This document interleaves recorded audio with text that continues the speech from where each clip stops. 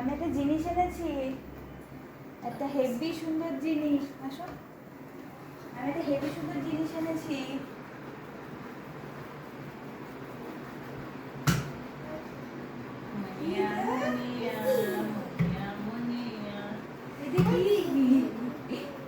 পাখি পাখি হিরো নেবে, হিরো নেবে, পাখি নেবে। দেখো দেখো, তুমি পাখিগুলোকে দেখেছো?